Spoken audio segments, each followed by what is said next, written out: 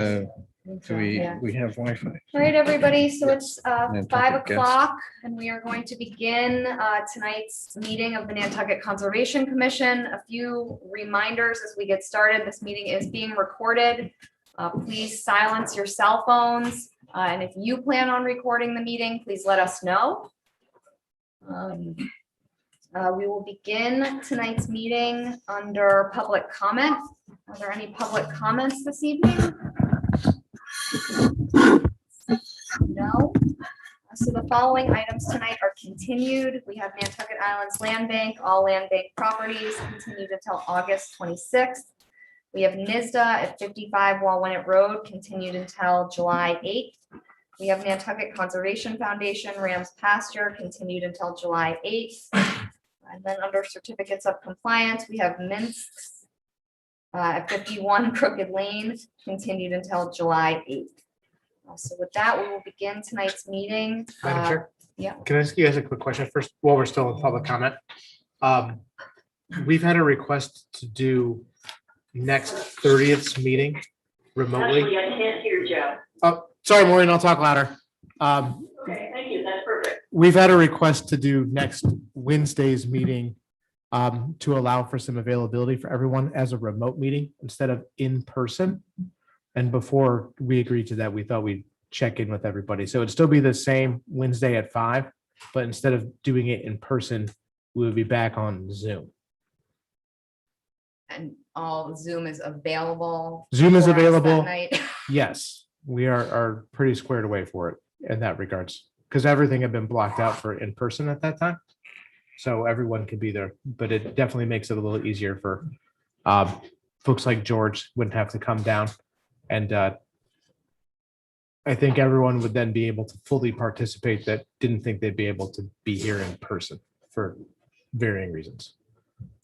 But again, before we agreed, we wanted to at least check with folks.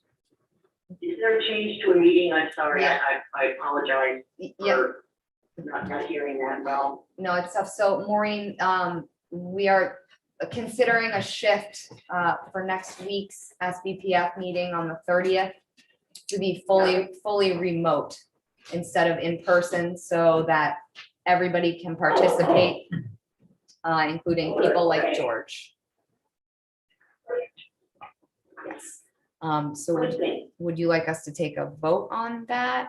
No, I don't think you need to vote, but if everyone is okay with it, we'll Okay with it. proceed with that. And we'll just post, like we have before, especially for a meeting like this, we'll either just post the Zoom link or the YouTube link and make sure that anyone that wants to be on and speak has the proper links. So we'll get all that stuff distributed for sign up to Zoom and do all those things. Okay, So, and similar format so that someone would submit in writing before they're actually Correct. on the Zoom call. yes. Okay. So sorry for the last minute, but that's why I wanted to get it at the start of the meeting for anyone who's watching. And it looks like we have a public question. Yeah, Sure. so just make sure you speak into the microphone. Burton Bulk. I was the signature of the NCC letter. Would I be able to speak at the meeting then, if that's the case, or I have to submit a separate letter? No, anyone who signed on to that, we're happy to send the link to. Okay, and there's no possibility of doing a hybrid, of doing a remote? We're kind of as a town still trying to work out the details of Okay. doing hybrids. So I think we would prefer to either do One or the other? one or the other Sure. until we work out the kinks of that. Thank you. And the legislation for it's a little bit funky. So we're making sure Yeah. we're good one way or the other. And I'll state again about hybrid. Trust all the teachers around the country that it like isn't as great as it seems. So for like real, true hybrid participation. Okay, so that will be a remote meeting at 5. Correct. And anyone who submitted comments, we'll be sure we'll email that it's been changed to that. And we'll get the posting updated tomorrow morning to reflect that it's going to be remote. Okay. But thank you guys. That's why I wanted to check, because if everyone said no, we would have stayed the course. Right, sounds good. So with that, then we will begin tonight's meeting, Town of Nantucket DPW Surfside Beach. I know Commissioner LaFleur is recused from this one. We have Rob Good evening. McNeil representing. Good evening. So we have a revised plan submitted for consideration this evening. This is taken into account previous comments and including on-the-ground comments from the site visit the commission made. The requested change or the revised plan is essentially pulling the full width that was originally proposed back further out of the resource from 12 feet down to 9 feet. And that, as just to remind the commission, that was basically roughly the top of the slope and the area that we're looking to prevent people from walking through.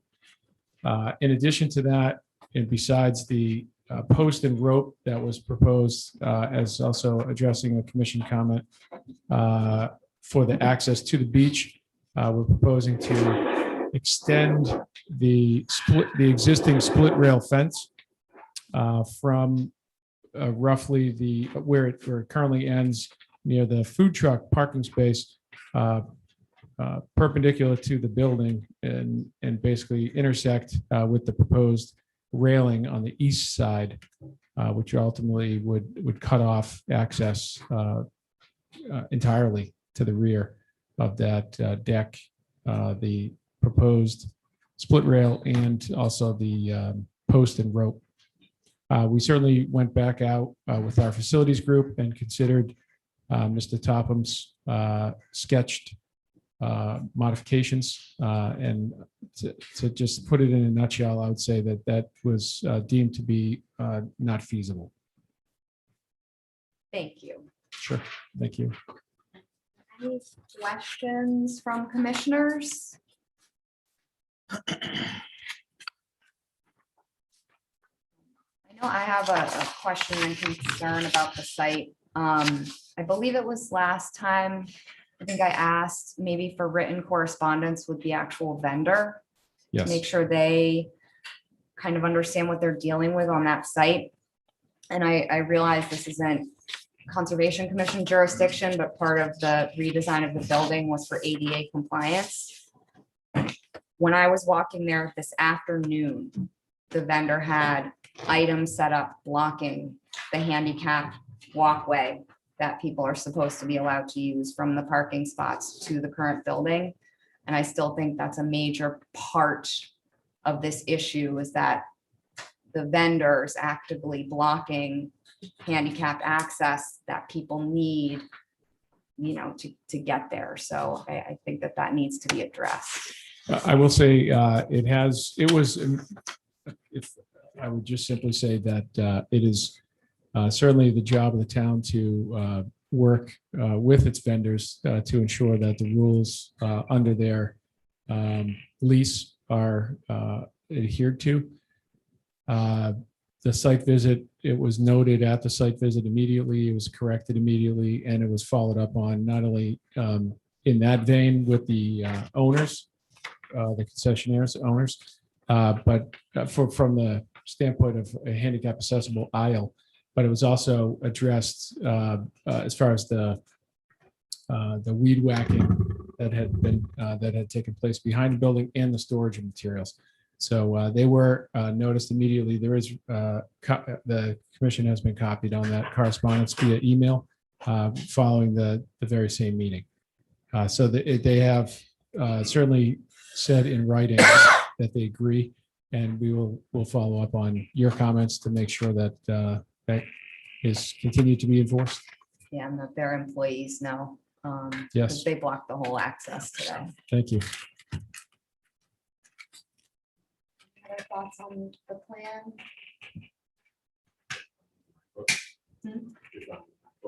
I am not, so will not be voting for this. I guess the question is, if you're 9 feet, is that cantilever, does that carry stick move back? Cantilever or? Yes, it does. Any other questions? Through you, Madam Chair, Rob, have you read Mickey Rowland's letter? I have. Yeah. He asked to have it read into the minutes Right. tonight. Well, so I felt that quite compelling. And so much as I hate to disagree with my learned colleague on the other side there, it's final meeting. I'm going to vote for it. So, thank you, Madam Chair. Thank you. Any thoughts or comments from the public on this application? Jeff? So I'll read that in because Mickey asked us to do so because he was unable to attend in person. And it's pretty brief. It just says, "Dear Conservation Commissioners, Nantucket is well known for its beaches and outdoor parks and conservation areas, but there are only a handful of these sites that are available to wheelchair users or those with difficulty walking. For these visitors to Surfside Beach, the only opportunity to enjoy the scenery is from the parking lot, and that can be challenging considering the constant flow of vehicles and beachgoers. Having a slightly elevated platform to sit, relax, and enjoy the view would make a huge difference for those who can't actually go down to the beach. Enlarging the existing deck at the concession stand is a rare opportunity to provide one more location for the disabled to enjoy Nantucket's natural beauty. I hope that you can find a way to enable this project to go forward in some form that benefits our disabled residents and visitors. Thank you very much, Mickey Rowland, Chair, Nantucket Commission on Disability." Thank you for reading that, Jeff. So at this point, Rob, would you like to close? Yes, please. Is there a motion to close? Also move. Is there a second? So we'll have to go by roll vote.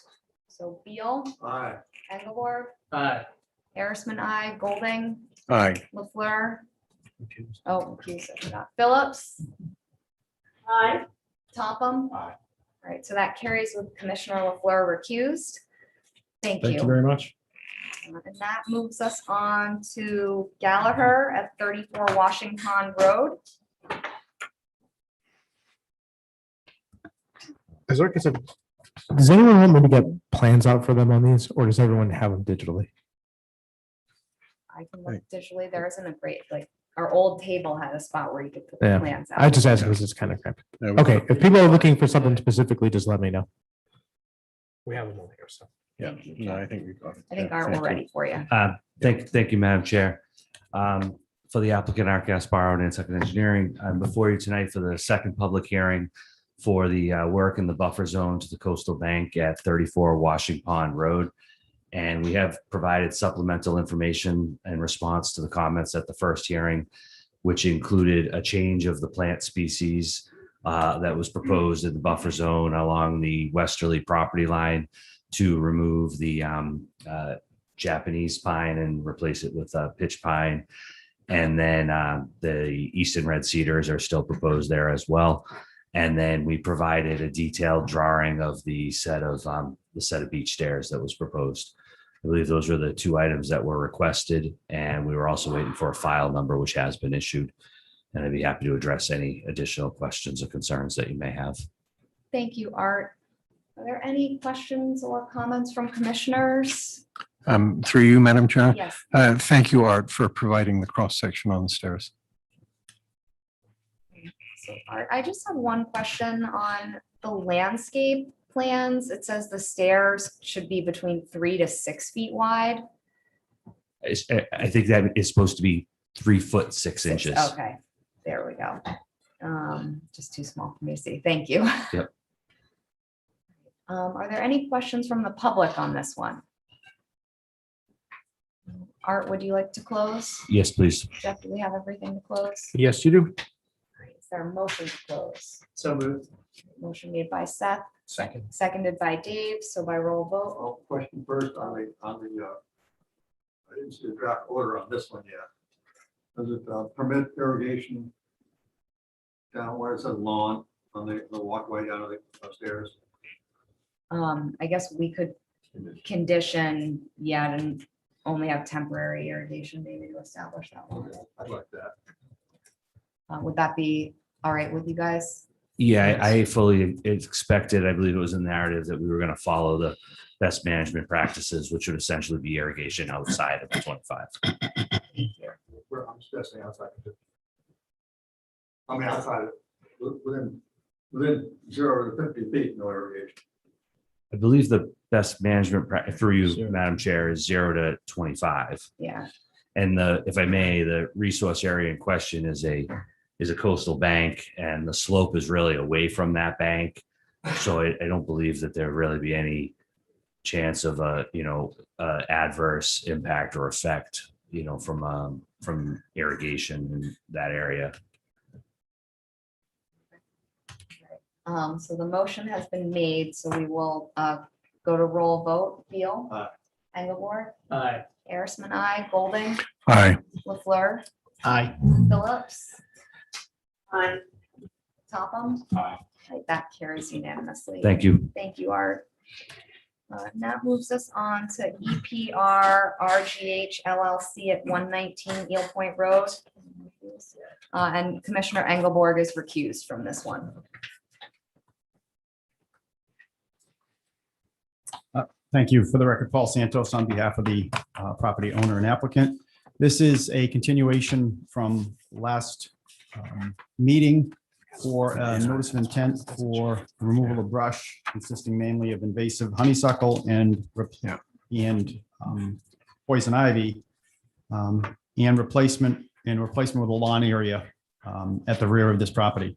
The property is currently being redeveloped with a secondary dwelling, a primary dwelling, a pool, and so forth. That was all kept outside of the 100-foot setback, so was out of your jurisdiction. What they're looking to do is between the 100 and the 25, add a lawn area in the backside.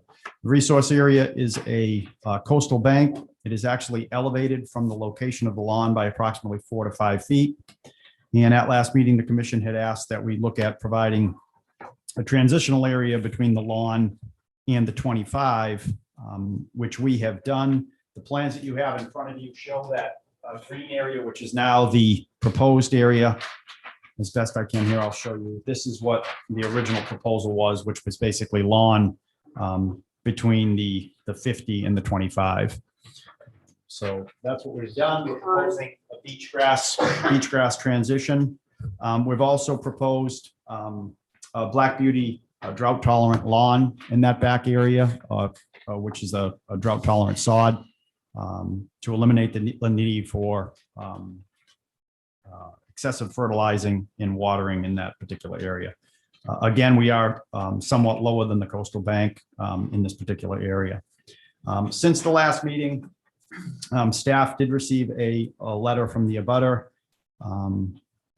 Linda Seligman, which is the abutter to the east on the property, just expressing some concerns about, she had only seen the original application, so concerns about the lawn area all the way to the coastal bank.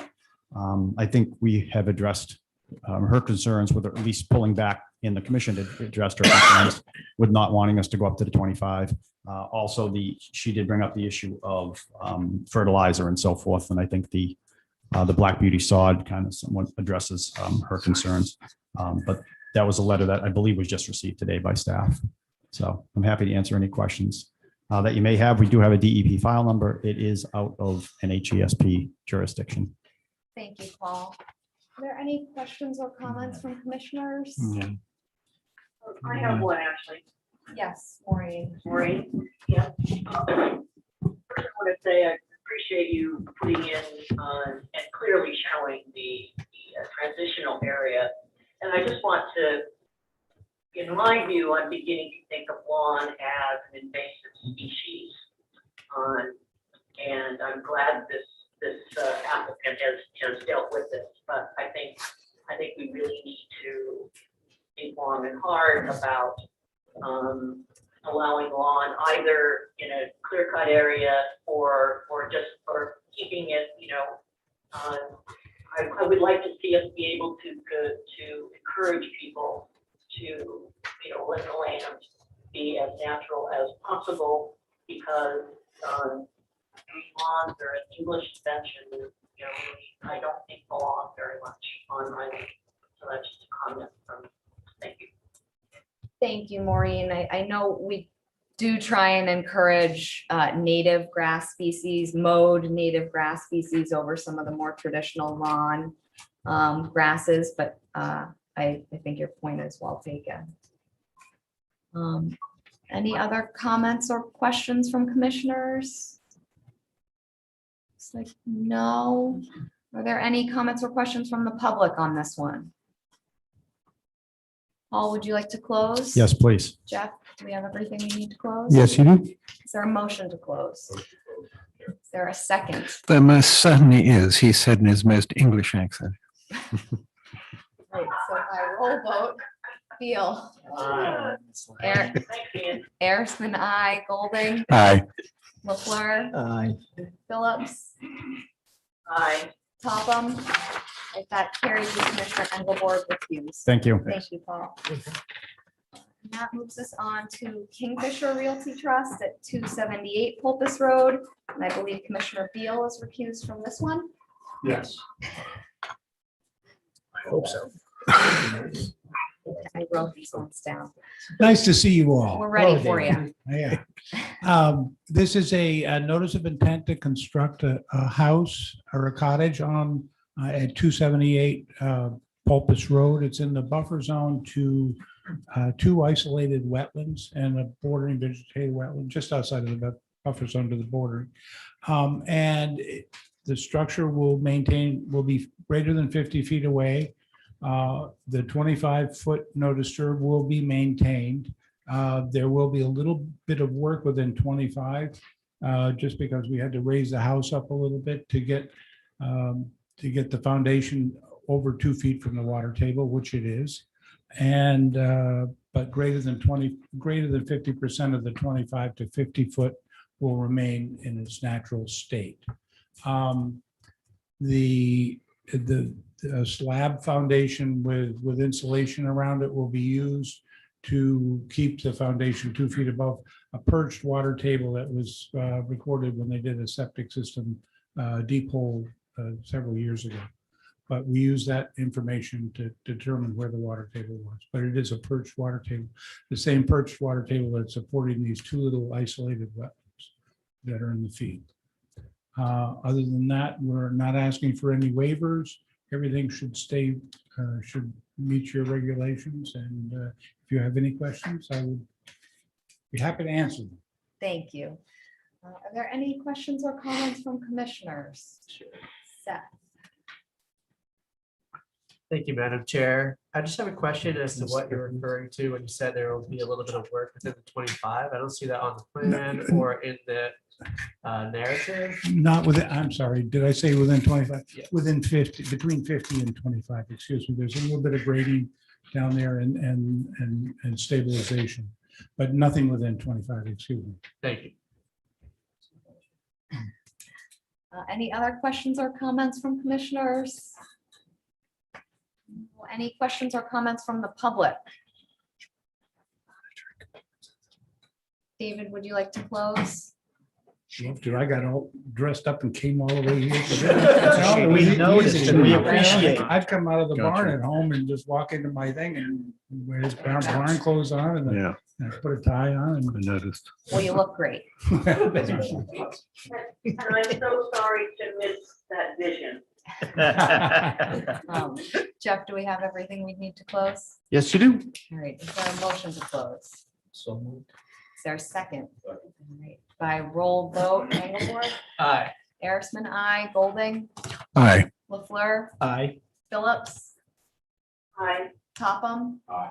Right, that carries with Commissioner Beal recused. Thank you very much. Thank you. That moves us on to 72 Pakamo Road LLC at 72 Pakamo Road. Good evening, Jeff Blackwell for the applicants. This is a project to remove, move or demo existing structures. The main house on the property is partially within 50 feet of the top of the bank. And the home that will be constructed to replace it will be greater than 50 feet to the top of the bank. The garage, let's see, all structures actually will be removed from the site. There are no waivers proposed for the project. And the pool that is proposed will maintain a greater than 2 foot groundwater separation. So in this way, it's, as I said, there's no waivers requested, so the project is fairly straightforward. Thank you, Jeff. Are there any questions or comments from commissioners?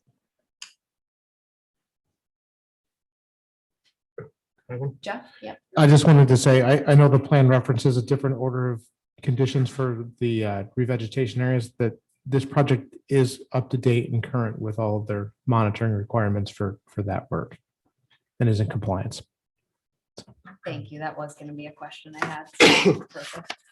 All right, if there are no questions or comments from commissioners, we'll open it up to the public. Questions from the public, RJ? Hello, hear me? Okay. RJ Turcott, Nantucket Land Council. Just curious if the commission considers this an eroding bank and whether performance standard 7 should be considered for permitting this one. Just curious. Thank you. Thank you, RJ, for that question. I hadn't thought about that, but as someone who walks out in that area, it certainly is an eroding bank. So we probably should apply that standard. Anybody else kind of considered that? Yeah. I hadn't. So thank you for bringing that up. So where would that put us with where the house needs to go? At least 20 times the annual distance, right? Which I think there is probably well under 2 feet a year. If I may, to Jeff Blackwell, do you have a sense of the erosion rate in that area? I checked the erosion rate from the Coastal Zone Management Shoreline Change Maps site. And the erosion rate is somewhere between 1 and 2 feet a year. So 50 feet is well beyond 20 times the annual rate of erosion. Thank you. So there you have it. Right. Any other thoughts from commissioners? Well, Madam Chair. Yep. Or perhaps I'll leave it until the orders of conditions. Okay. Thank you. Jeff, would you like to close tonight? Yes, please. Jeff Carlson, do we have everything we need to close? Yes, you do. Is there a motion to close? Made by Dave, is there a second? By Joe, so by roll vote, Beal, Aye. Engelborg, Aye.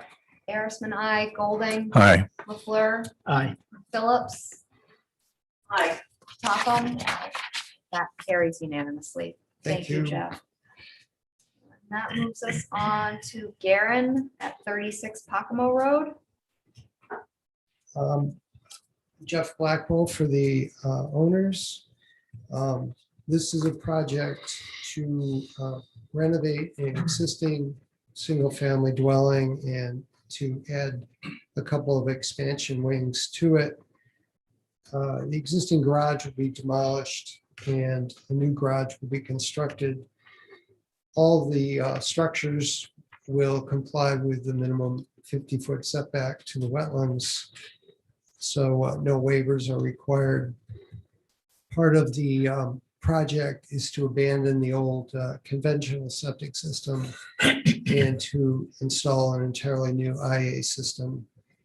This property is within the Nantucket Harbor Watershed District, so we'll bring the property into compliance with that. I believe Brian Madden has been submitting monitoring reports. Again, this is a property whose previous owner undertook a fairly aggressive cutting program without knowledge of the setbacks, apparently. So an order of conditions was obtained to revegetate these areas, and I believe they're coming along nicely. I think we're into a 3rd year now of restriction against that cutting. Thank you, Jeff. Are there any questions or comments from commissioners about this one? Yes, we did go out and take a look and would agree that they're up to date on all monitoring and that the site is currently in compliance. Thank you, Jeff. They've actually been on it for a number of years. And we've looked at a few reports there. So new owners have been doing an excellent job. We need more of that. Any other questions from commissioners? Now we'll open it to the public. Any questions from the public? Great. Jeff, would you like to close tonight? Yes, please. Jeff Carlson, do we have everything we need to close? Yes. Is there a motion to close? So moved. Motion made by Ian, seconded by Mark. So by roll vote, Beal, Aye. Engelbard, Aye. Harrisman, I, Golding, Aye. LaFleur, Aye. Phillips, Aye. Topham. Aye. All right, that carries unanimously. Thank you. Thank you. That moves us on to Nantucket Island's Land Bank at 18 Hoyts Hollow Road, easement area. Thank you, Art Gasparo, for the applicant. Before you tonight with a project located within the 100-foot buffer zone to the coastal bank out at Hoyts Hollow, near where the access ramp down to the beach goes. And there is a sort of informalized parking area that currently exists on the south side, sort of the right-hand side, if you're looking out towards the ocean. And the land, there's the property's owned by the beach club. However, there is an easement area specifically dedicated for parking right there in this area where we're proposing the work. And the land bank proposes to just sort of square up and formalize that parking a little bit, not pavement or anything like that, just to try to create 4 to 6 head-in parking spaces instead of the way it is now. It's probably 1 or 2 cars that kind of pull in parallel. It's the area where the buggy, if you're familiar with that, used to be sort of stored, that was going back and forth to the GO2 project. So that won't be there anymore. And this will be available for public use. It's at the location of the trail, that the network that's been established for walking from one side of the island to the other. So that's part of the mission, the purpose here is that, if someone wanted to do that walk, they could leave their vehicle at the trailhead, if you would. And so that's where, again, I think it's under 400 square feet of vegetation essentially that would be removed outside of the 50-foot buffer zone, and the area graded. They really don't want to do surface improvements, though I did write up the application to allow for some gravel stabilization if needed. One of the concerns that I have is just with vehicle movements, tires turning, and how well that will or may not hold up over time. So that's really the extent of the application. And I'd be happy that we don't have a file number, so we will be requesting a continuance as well. And I'd be happy to address questions or concerns that you may have. Thank you, Art. Are there any questions or comments from commissioners? Seth? Madam Chair, I also have a question. So Maureen, we'll go to you first. Oh, okay, so I don't mind waiting, okay. So, Art, the thing that's currently labeled as dirt driveway parking area, so that is what will happen to that specific part? Because that's no longer going to be able to be used for parking, so what will you do on that piece? Through you, Madam Chair? Yes. That would be incorporated into the parking area. I was really trying to distinguish the area that would be brush, that would essentially be the expansion of what's there. Oh, okay, I'm sorry, because I was understanding that those were in lieu of what was already there. So I understand now. And then will you be doing anything to that dirt driveway, or just leaving it alone? It doesn't need to be graded or anything else? Again, through Madam Chair, yes, it would be graded, smooth essentially. And I think the hope would be that, there would be your subsoil there, hardener, and enough to hopefully hold up. Though, like I say, if needed, they may put down some dense graded type gravel to just stabilize that to the extent possible. Really, very minimal. They aren't looking to change it any more than that they need to, just to try to have a more normalized parking area. Thank you, Art. So we'll go to Seth now. Thank you, Madam Chair. I've parked at this location many times, and I agree there's probably only space for 1 to 2 cars currently.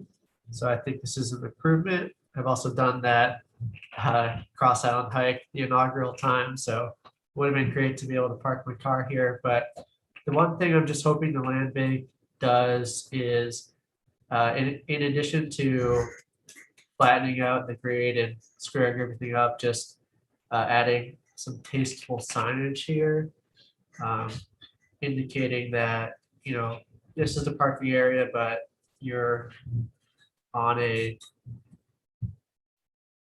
I guess, susceptible eroding bank, so please treat it carefully. I can certainly convey that, back to the land bank staff.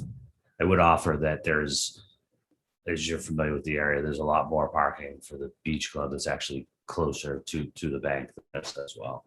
Yes, I do understand that, and that parking's right on the edge. So I'm not asking for any changes here.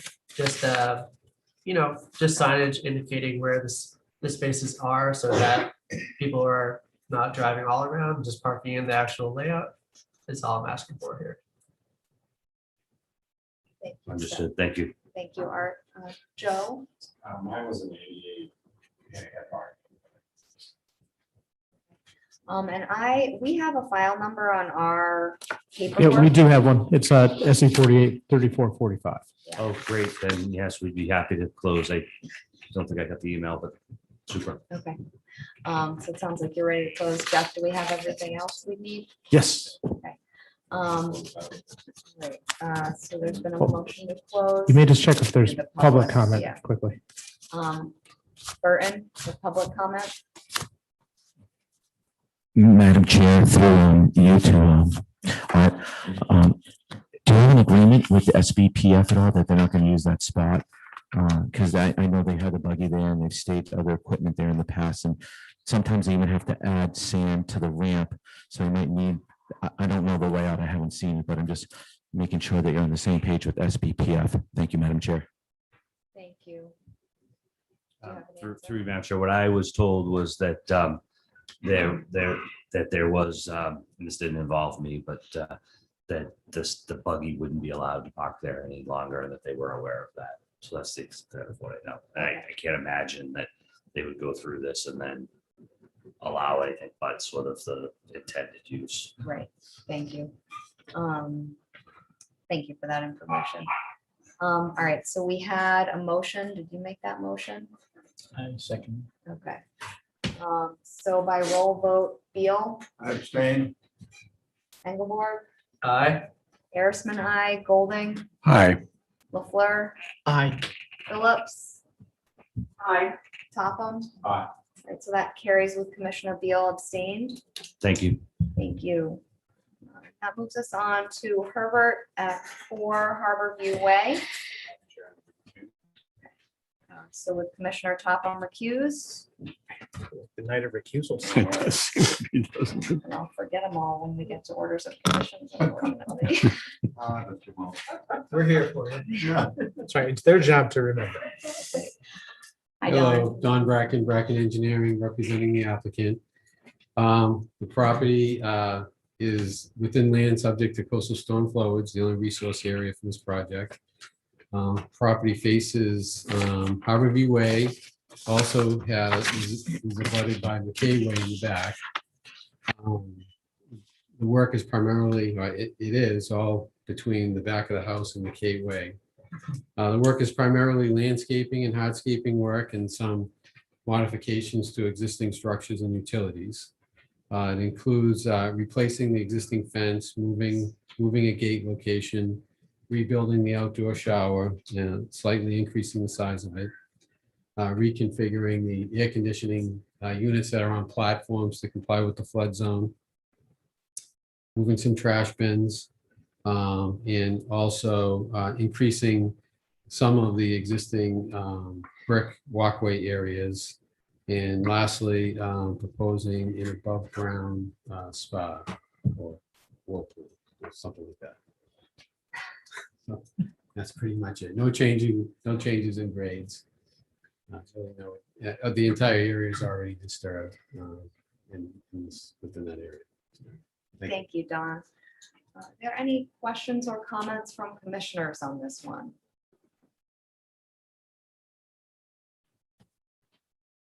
Looks like no. Do we have any questions from the public on this one? Don, would you like to close? Yes, please. Jeff, do we have everything we need to? close? All set. Is there a motion? So moved. Motion made by Dave. Is there a second? Second. Seconded by Second. Seth. So by roll vote, Beal, Aye. Engelborg, Aye. Arisman, I, Golding, Aye. LaFleur, Aye. Phillips. All right, so that carries with Commissioner Topham recused. Thank you. Thank you. So that moves us on to amended orders of conditions. We have Snowden at 11 Massachusetts Avenue. So while Jeff's coming up, just wanted to put on the record that you guys conducted a field viewing there on Monday for those who went. We conducted a field viewing there on Monday. Jeff Blackwell for the applicant. I spoke with Joe, who mentioned that it was a little foggy at the site visit, and a viewing from Jackson Point was not taken. I was out at the property the next day, and I've taken some pictures and I'm happy to share them with you as long as you didn't get a view from Jackson Point. Yes, that would be As great. long as I get one, we can handle whatever. Yeah. I was out there, Jeff, previous week. Oh, you were, okay. Yes, I guess my eyesight with my cataract surgery is improved because at 3 football lengths is still was very visible. So the first 2 photographs were taken from Jackson Point at maximum zoom on my digital camera. I started with the naked eye and was not able to see the 6 1-inch diameter PVC simulation of the posts that we're proposing to substitute for the 4x4 posts originally proposed. Moved on to my glasses, knowing where to look. I think I see something. Moving on to binoculars, there they are. So at that point, I took photographs, which at maximum zoom. I think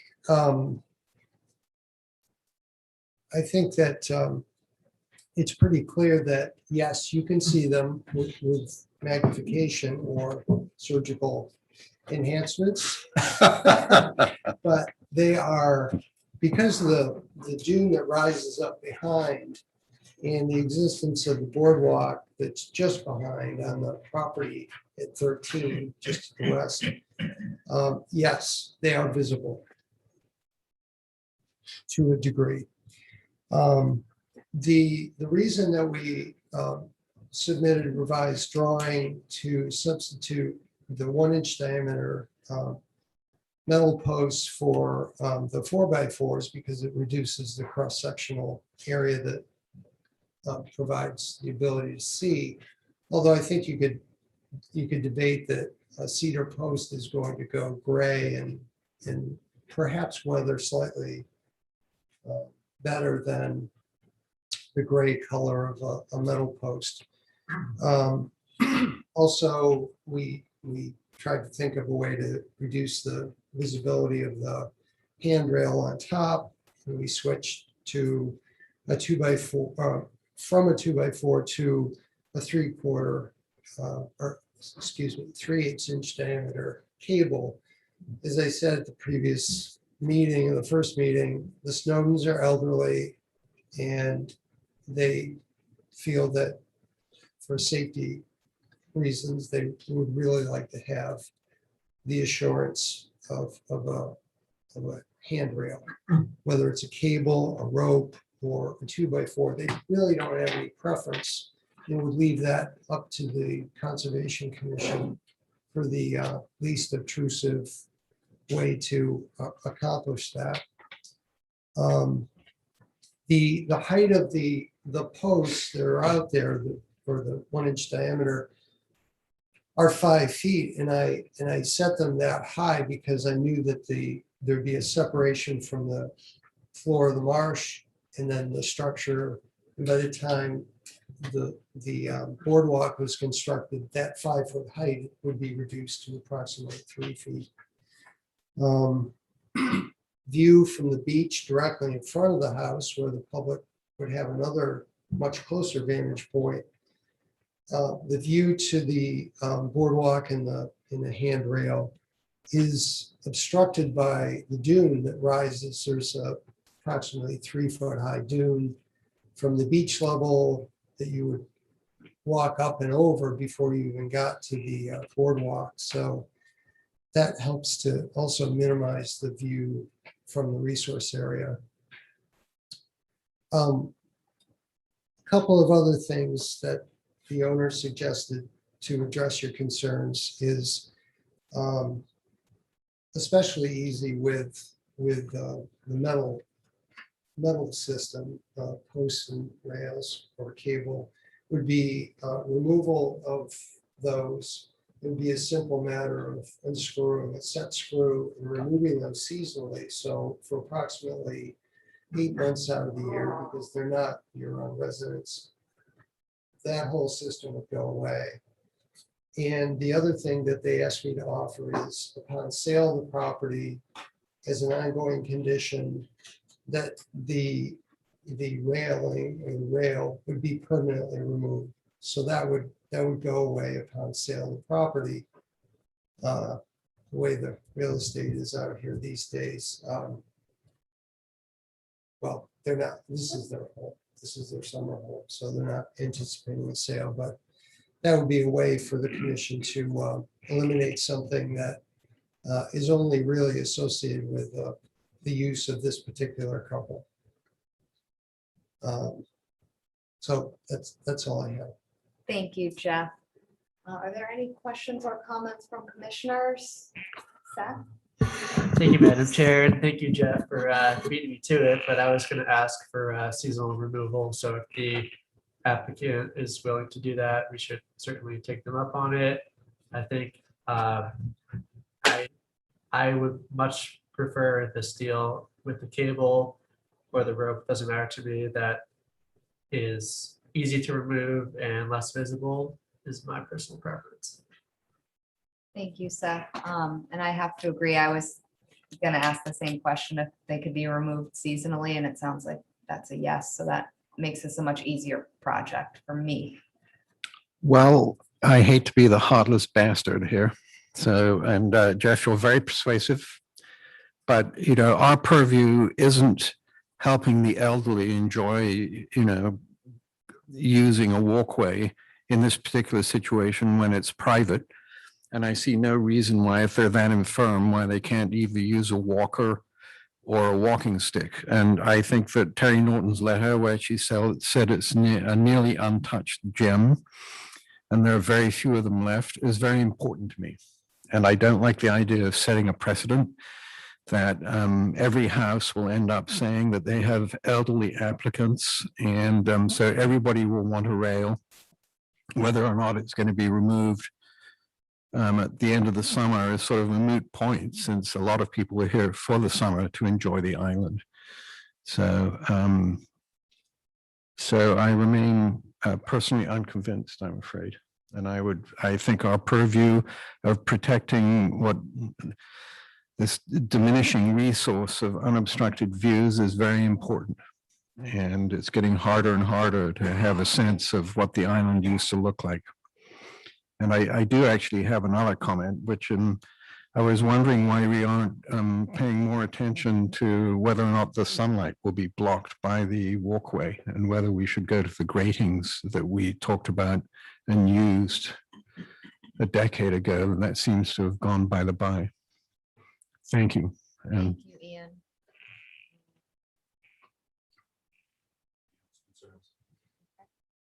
Thank you, Joe. But if I may, I think fiber grate is an excellent technology for sunlight penetration into the resource area. If all boardwalks want to be fiber grate, I would definitely support that. I don't have an issue with the railing personally, but I do respect the fiber grate. If I may, the applicant is happy to substitute the fiber grate surface for the board with spaces, so happy to accommodate that concern. Right, I think that would be great. It might even be longer lasting through storms to allow water to actually come up versus pulling out boards. Thank you. Excuse me, this is Maureen. Did Jeff just say they would be willing to do the fiber grate? Yes, he did. Yes. Okay, oh, good, okay. Yes, so while I'm talking, I guess I would say, I think they've done what they can. I mean, I share Ian's concern about everybody else jumping in to get a rail on their boardwalk, railing on their boardwalk. But it is, and the view certainly is in our purview. But to limit an individual owner on, I decided that I'm trying to balance those two. I guess I come out on the side that I would allow the less visible railing and the fiber grating to be used on, and the seasonal removal, and the promise to I guess they have to put something in the deed about not that they essentially put it as a conservation easement, if you will, I think on the deck, the walkway, that no future walk, there cannot be any future railing. So I'm in favor of the students. Thank you, Maureen. Any other thoughts or comments from commissioners? Mark? I support Ian's thoughts on the railing. I was there for the viewing, and I think it'll be a little higher than the boardwalk to the west, I believe it's to the west. From your stakes in the ground, it appears to be higher. I don't know how much higher, but higher. I just think the walkway is all right, but the railing is not. Sorry. Thank you, Mark. So if there are no more questions or comments from commissioners, we'll open it up to the public. Is there public comment? RJ? Through the chair, has stabilizing or improving this existing sand path and any of that been explored by the applicant? Through the chair, no, I think the common wisdom is that human foot traffic through a salt marsh is going to have a negative effect and will destroy the vegetation through the footpath use. And that a raised boardwalk that allows transmission of light to the ground below has always been a preferred option. Thank you, Jeff. RJ, do you have a follow-up? Yeah, so the path as it exists right now is sand, and I'm not sure that it's currently cutting through any peat right now. And it would be significantly more disturbance to build a path across and build a boardwalk across existing peat, which takes thousands of years to form peat, and it's really hard to replace. So if there is absolutely no alternative and there's no way to make this existing treadway work, I guess it would be permissible, but if there's any way possible to avoid disturbing new peat and put anchors into peat that isn't already disturbed, the commission should look into it. Thank you. Thank you, RJ. It was, I mean, I didn't actually stick my hand in the sediment, but it was not clearly sand. Like it was definitely wet with some Spartina vegetation in there. So I'm not sure if they'd be able to stabilize with sand. Just No, from it was- being out there the other day. Right, I walked all the way to the end and I had to choose where I put my feet and it was very slushy and so, yeah. Mark? Through the chair, Jeff, the walkway that is there now was a portable walkway, is that right? I think we saw the pieces, so we walked down to it, is that right? Yeah, it was an attempt to, access the beach with some sort of a boardwalk. The carpenter that was working there at the house when I went to take the pictures commented that they're getting tired of chasing the boardwalk down the beach during storm events. It just washes away, which is, there's nothing positive about that. No, we probably would have asked them to remove the boardwalk before big storm events so that that didn't happen. Well, Yeah. just, my point in asking that, Jeff, was that to me, that portable boardwalk was more damaging than a raised walkway. That's why I'm supporting the raised walkway. I completely agree. Yeah. So it's not an option to have that replaced with a portable, even if removed seasonally. It doesn't really- In fact, I believe that the initial installation of the boardwalk right next door was destroyed over a couple of storm events. And that's why they came back and asked for the helical anchors to prevent future washouts of the boardwalk. Thank you, Jeff. Madam Chair. Joe, yeah. I'm sorry, What's the total of the boardwalk? it's about 170 feet. So each 4 to 6 feet, you have posts. Yes. Right. And you can put it 25, 30 posts. So it's gonna be. Yeah. Yeah. And I like the cake up here. I'm just trying to get.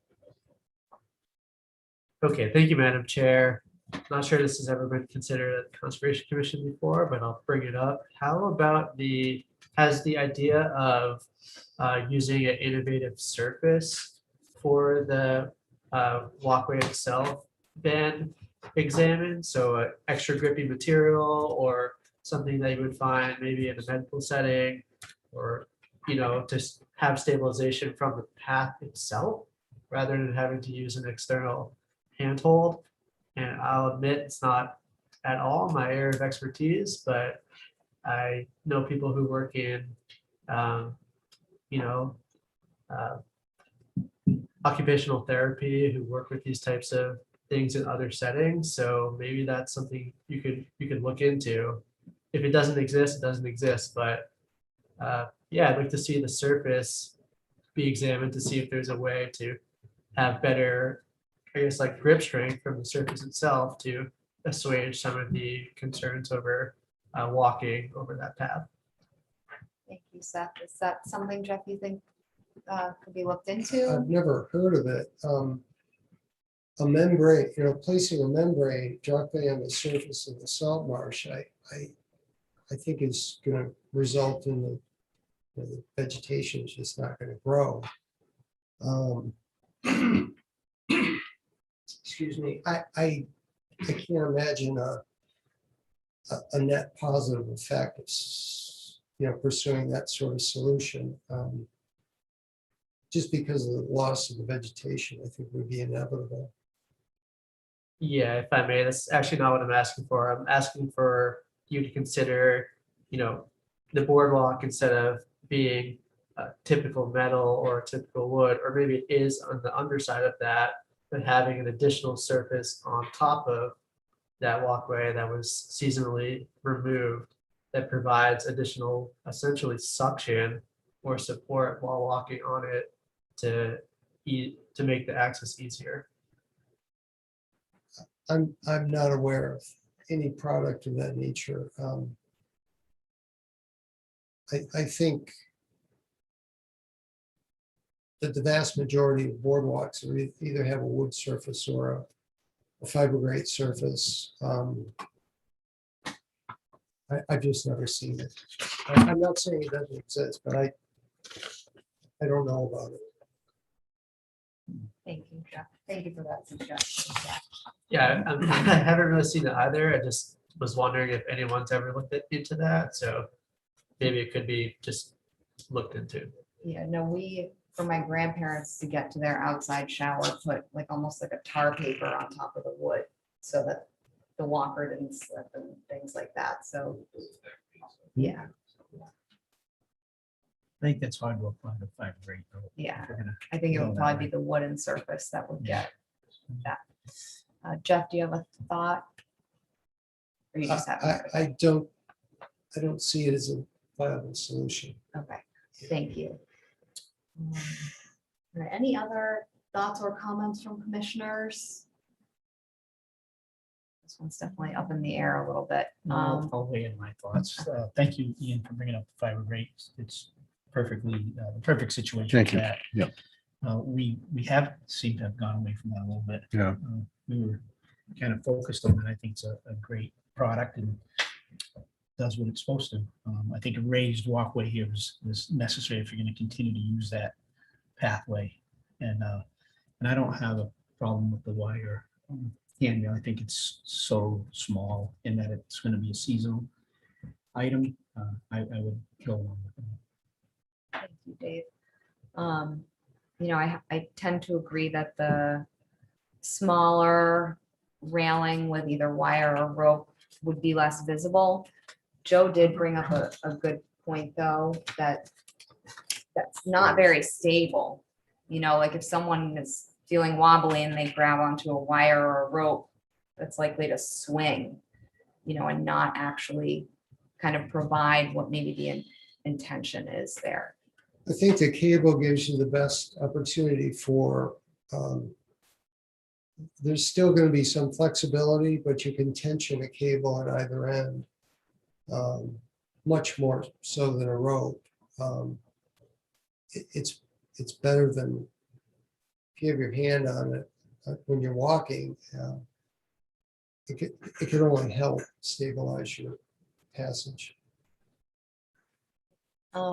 So Jeff, would you like to close? Yes, please. Jeff Carlson, do we have everything we need to close? Yeah, unless you guys have any other questions. All right, so at this point, is there a motion to close? Motion made by Joe, is there a second? Seconded by Dave, so by roll vote, Beal. Aye. Engelborg, Aye. Arisman, I, Golding, No. Oh, are we voting on closing? Just Just on don't. closing. Sorry. Excuse me, let me take my pep pill. Aye. Leclerc, Aye. Phillips, Pacomo. All right, that carries unanimously. Thank you, Jeff. Thank you. That moves us on Oh, to dear. Dudley LLC at 15 Rural Way.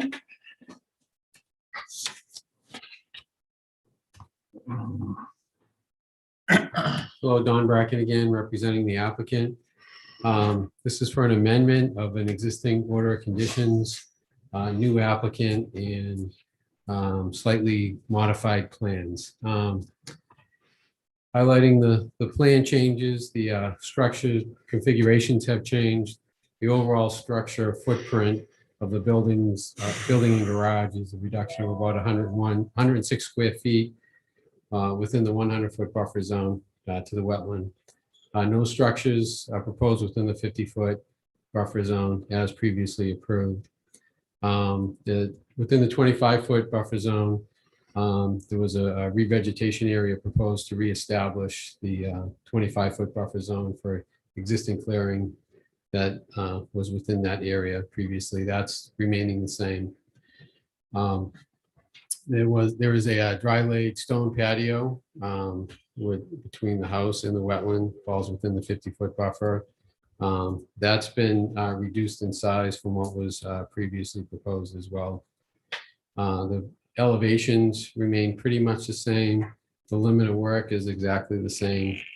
We did receive a waiver to groundwater separation for the bottom of the footing. There will be no dewatering. The bottom of the footing will be 1.7 feet above the water table. We've kept that elevation the same as well for this proposed plan. And with that, I'd be happy to answer any questions. Thank you, Don. Are there any questions or comments from commissioners? Looks like no. Jeff, do we have everything we need on this one? What I'd say, if there are any questions, you could even move to close and issue the amended order. All right, so if there are no questions, is there a motion to issue the amended order? Did you So check with moved. the public? Hmm? Did you No. check with the public? No. Sorry. Is there any questions from the public on this one? A little slow tonight. Not as slow as me. All right, so is there a motion to close and issue the order? So moved. Is there a second? Seconded by Dave, so by roll vote, Field. Aye. Engelborg, Aye. Arisman, I, Golding, Aye. LaFleur, Aye. Phillips, Aye. Topham. All right, that carries unanimously. Thank you, Don. That moves us on to request for determination. We have Holly Bradford at 11 Hickory Meadow Lane. Yes, hi again, Don Bracken, representing the applicant. This work is for a driveway within the 100-foot buffer of an isolated vegetated wetland. Although the application is for 11 Hickory Meadow Lane, it's a driveway that provides access to 10 Hickory Meadow, which is an existing order of conditions for. Originally, it was the intent to have the driveway outside the 100-foot buffer, but it's under construction right now, and they're at the point where they're finishing the driveway. They realized that grading wise, it would work better to be slightly inside the 100-foot buffer. So the driveway itself is probably 3 or 4 feet inside the buffer. Some grading work that's probably about 60 feet or so from the wetland itself. Yeah, Thank you, please, any Don. questions? Jeff, has staff been out to this site? Yes, Do you have a recommendation? yes, we would recommend the -3 allowing for the work without the filing of a notice of intent. Thank you, Jeff. Any questions or comments from commissioners about this one? I do, I drove by this last weekend and there was a lot of machinery like on that dirt path. It seemed right next to the wetland. Next to the wetland? Oh. Yeah, and there was a JCB front loader parked right up against on the north side of this street. I know there was some plants there that were all healed, not healed yet, but stationed, Yeah. ready to go, but the machine was right. Probably some construction debris work. Just Well, if you were you on Westchester? so, yeah, So, so there's a yeah. trail you can go from Wanacon to Crooked Lane. Big bike right by it. Yeah, right. So this work is coming from Hickory Meadow. No, I know. Oh, but okay. I'm just saying the machinery and all this stuff was project was on there. And it was parked in the JCB. Oh. We'll take a look at that too. Yeah. Yeah, I'm obviously not aware of that, so. Like I said, there is an existing order of conditions for number 11, so that we could, yeah, I can find. We'll track it down tomorrow too. All right, if there are not any other questions, would someone like to make the motion to issue a -3 allowing for the work? Motion made by Mark. Is there a second? Seconded by Dave. So by roll vote, Beal. Aye. Engelborg, Aye. Arisman, I, Golding, Aye. LaFleur, Aye. Phillips, Aye. Topham. Right, that carries unanimously. Thank you. Thank you, John. And that moves us on to minor modifications. We have Gallaher and Aguirre at 4 Pond Road. Thank you. For the record, Paul Santos. This is a second minor modification to this property, which is an active notice of intent that currently allows for the placement of a shed within the existing driveway area. This modification is for placement of an irrigation well on the property. This occurs outside the 50-foot no build, outside the 25-foot no disturb, but it is within the 100-foot jurisdictional area that is covered under the notice of intent. There is an off-site wetland to the west of this property in which the buffer zones encompass a portion of this property. And that's simply the application. Thank you, So, Paul. yeah. Are there any questions or comments from commissioners on this one? No. Any questions from the public on this one? Jeff, do we have everything we would need to issue the minor mod? Yes. Well, Paul, I'm assuming you'd like to have us issue Please. tonight. Thank Is you. there a motion to issue the minor mod? So moved. Motion made by Seth. Is there a second? Second. Second. Second. Dave got you, Maureen, unfortunately. Gee, I've been trying to get one all night, but okay. One's gonna come your way, hopefully. All right, so by roll vote, Beal. Aye. Engelborg. Aye. Arisman, I. Golding. Aye. LaFleur. Aye. Phillips. Aye. Topham. Aye. All right, that carries unanimously. Thank you. And that moves us on to certificates of compliance. We have Old North Wharf Cooperative Incorporated at Old North Pier in Nantucket Harbor. Thank you, Art Gasparo. I filed the request and the work was done in substantial compliance. Essentially, the replacement of the deck boards, included some photos. I didn't do a plan because there was no change. But I'm here if there were any questions or concerns. Thank you, Art.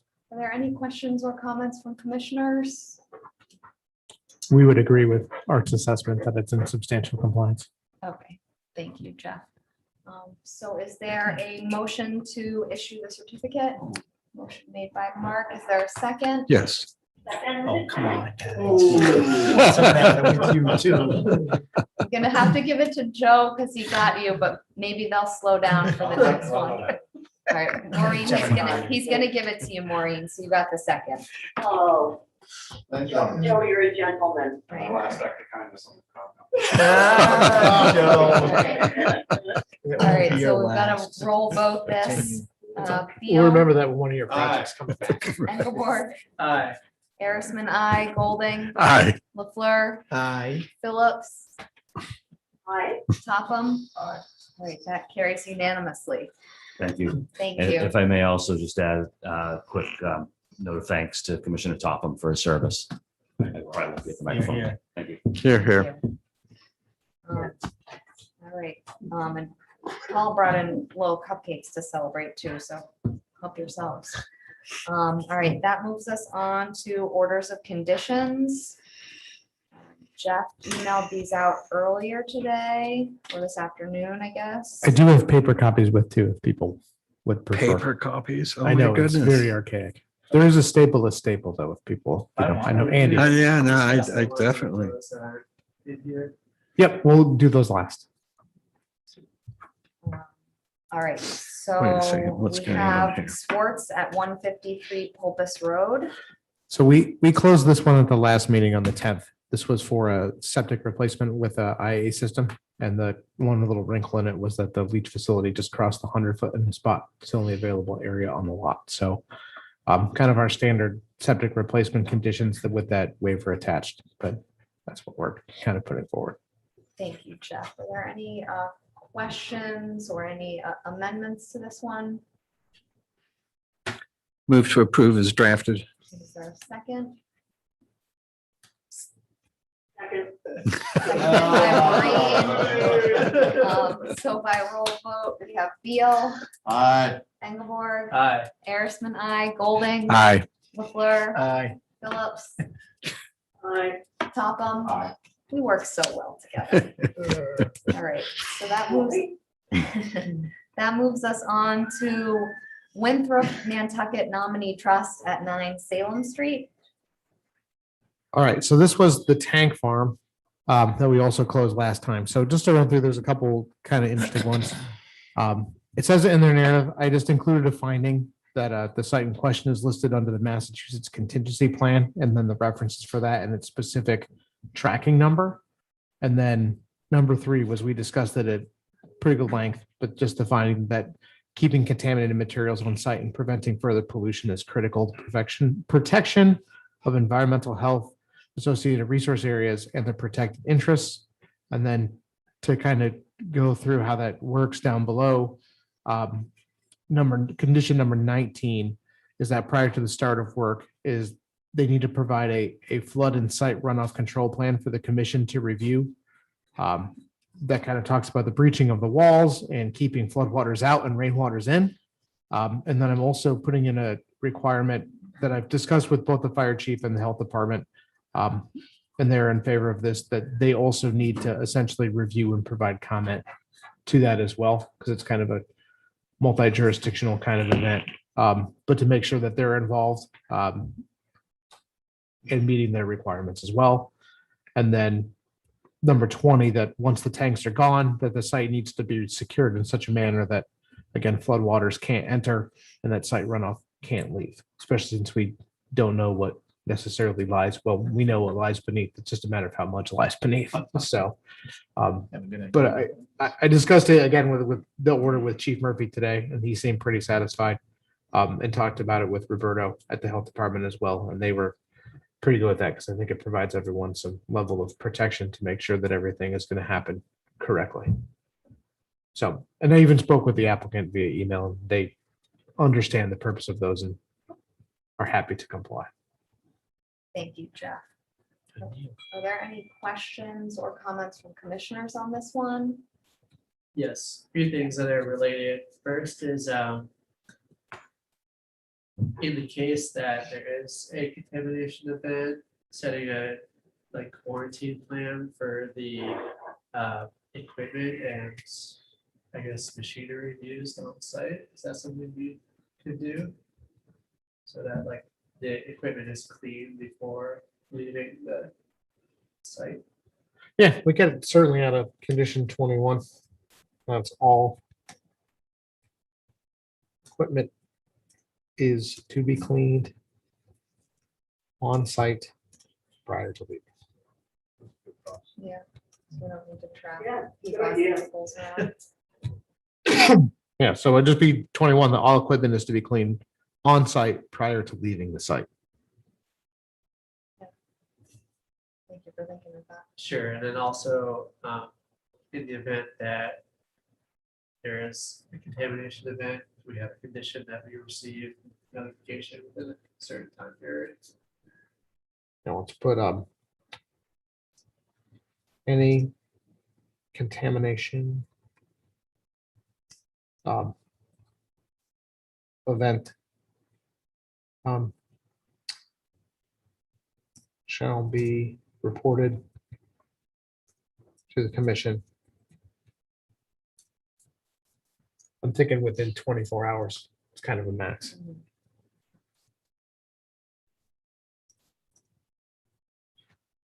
I know they have pretty strict guidelines. If there's a contamination event, they have to report to DEP pretty fast, but they can cover it there too. 24 hours.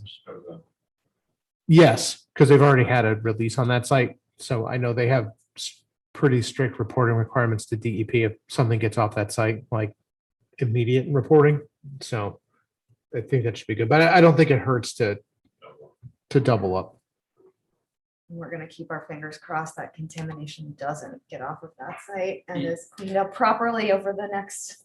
I think that condition's probably going to be even more important to discuss when they come back for the remediation on that site, because I don't think anyone truly knows how bad it really is at this point. Lots of 55-gallon drums of bad stuff. And then firefighting foam. I think the firefighting foam is the least of our worries, sadly. But didn't they definitely have some remediation pump or some way of pulling oil out off that site, adjacent site? I thought there was some DEP requirement for that. They did. I also know on the electric company site that there's a pretty extensive impervious membrane as well that they have to maintain. So I'll be curious to see what DEP puts on this site, but I think they still have to quantify depth and level of contamination on the site before they decide. I was mistaken. I thought street level and the pit level were If I was 4 feet lower, that's only 5 foot. Yeah. Potential for that. If it floods, to get out is great. Yeah, I don't, just from talking to Chief Murphy and Roberto a lot, I think our biggest concern that we've had all along, that we discussed the most, is cutting a hole in the wall.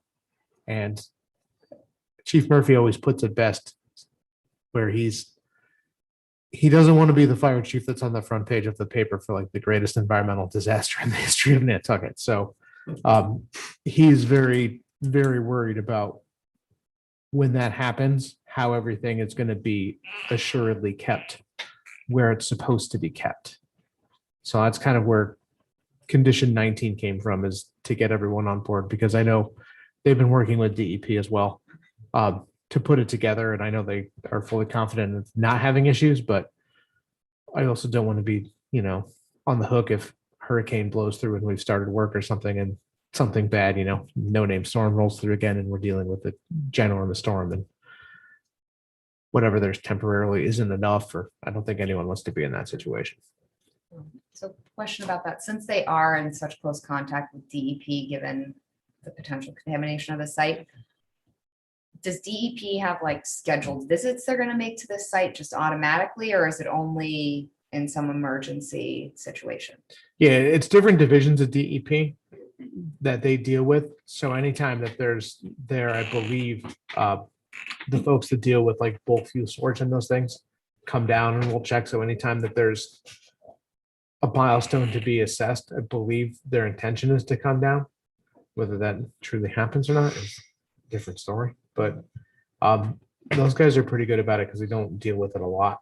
And I know it's something where it's sensitive enough that people try to pay attention to a little bit more. Yeah, this would be good to have that state oversight actually present. Yeah.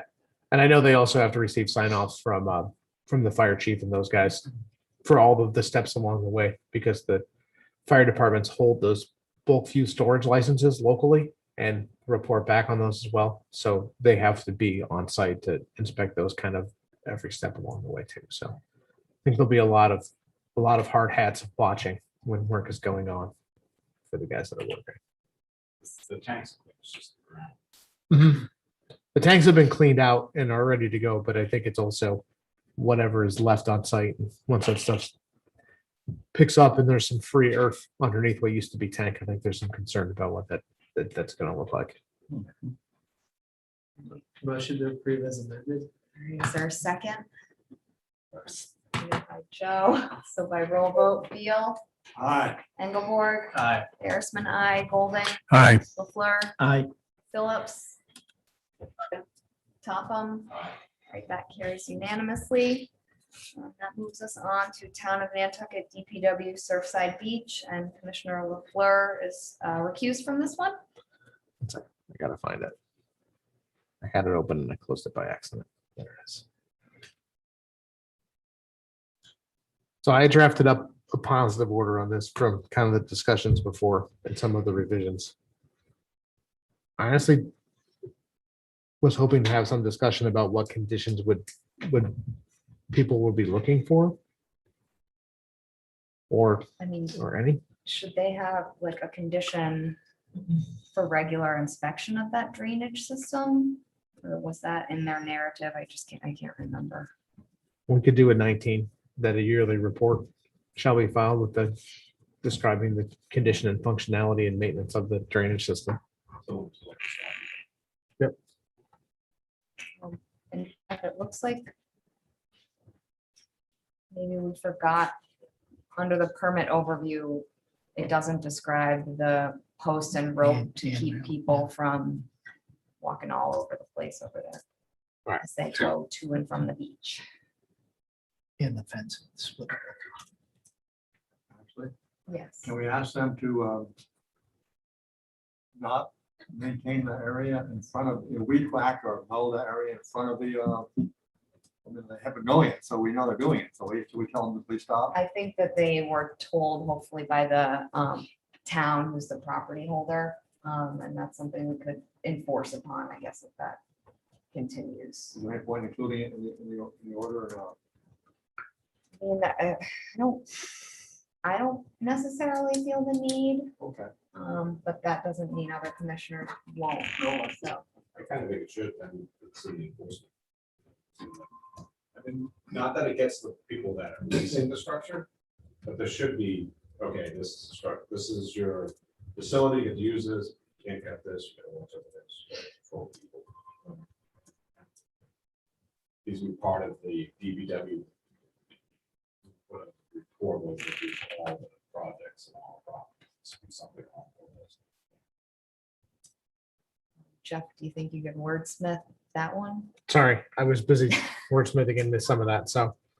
Well, is it, Madam Chair, is the deck actually going to overhang where they've been doing existing cutting? It would. It will. Yeah, it's So gonna go right up to the Ex- remaining vegetation. exactly.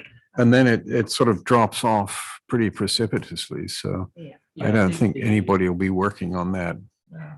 Or you, You never know. There's a, there'll be more deck, but then there's always a worry that, okay, they're gonna take more space. Right, if there's there's decks or always something against the in deck. front of it, yeah. yeah. So this does not allow for any vegetation maintenance. Should we put something along those lines to cover it?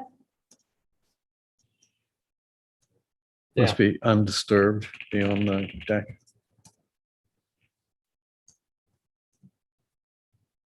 That's gonna be 9 feet.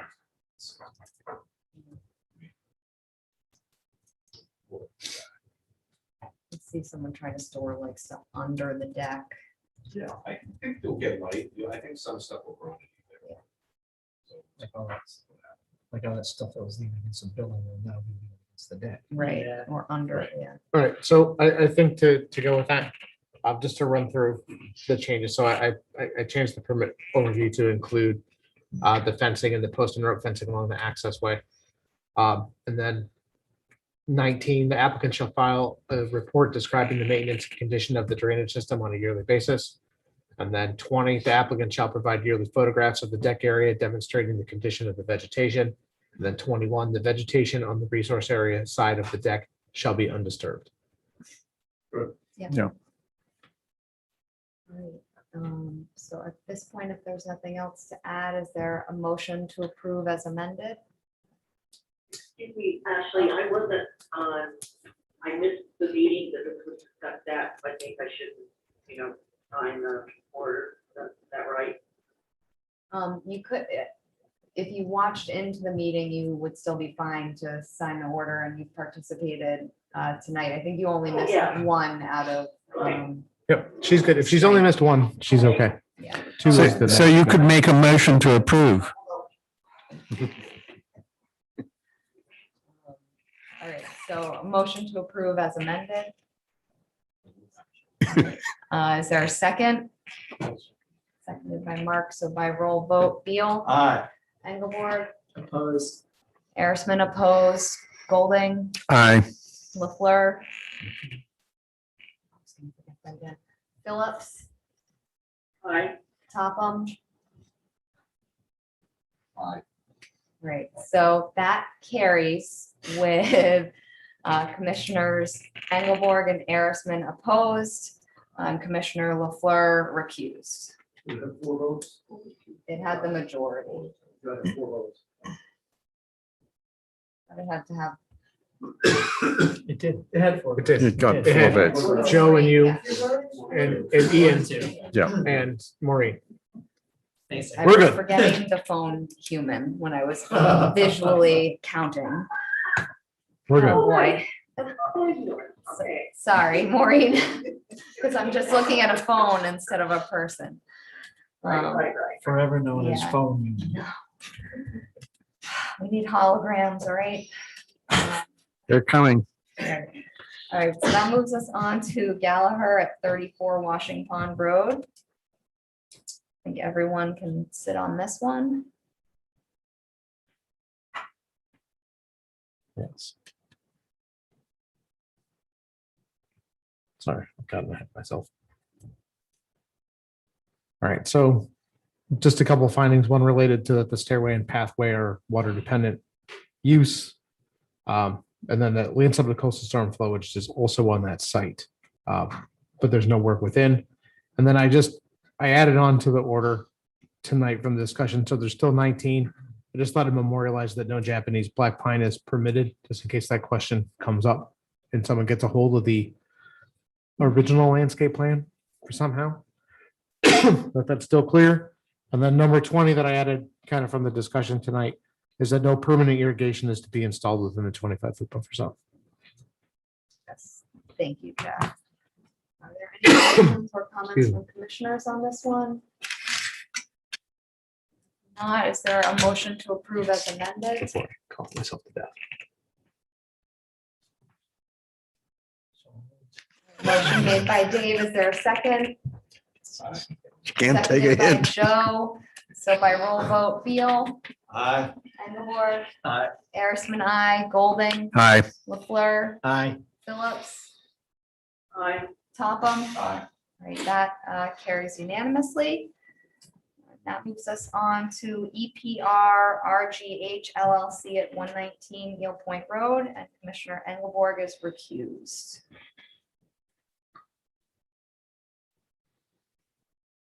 All right, so this was for the Eel Point Road site where they're doing some invasive species removal, some areas of beach grass and some areas of lawn, and then relocating all of the structures back outside of the 100. Excuse me again. So the only conditions I really have was just the one that any of the invasive species material be removed from the site and properly disposed of at the landfill, because most of it's honeysuckle. So they weren't asking for any fancy treatments or anything, so I think it's pretty straightforward. Thank you, Jeff. Are there any questions or comments from commissioners? If not, is there a motion to approve as drafted? Also. There's a second. Seconded by Dave. Dave, gotcha. Sorry, Maureen. Hey,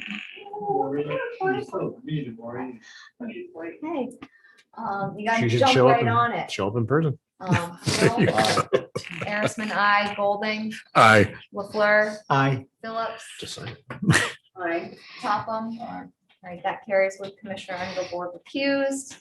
And that moves us on to Kingfisher Realty Trust at 278 Pulpus Road, where Commissioner Beal is recused. I know. I had some very extensive monitoring requirements in this and some performance bonding originally, but I thought about it again and didn't really have any ideas for it, so. but I It think seemed I pretty know the person straightforward. who lives there. They're regular attendees to the commission meetings. So I did have JC in our office volunteered to move onto the site to monitor if necessary, because he's like, it's, if you need someone there to watch it, I'm happy to be there all the time, so. Are there any questions or comments from commissioners on this one? Well, what sort of monitoring through you, Madam Chair? No, I was just You were joking. you were joking. It's Monitoring via a cocktail party I'm every just- Friday. that's right. at- It sounds. It was some monitoring as good natured living. All right. Those are new conditions we're gonna put on everything for cocktail parties now. Yeah. Can you imagine the trouble we'd get in?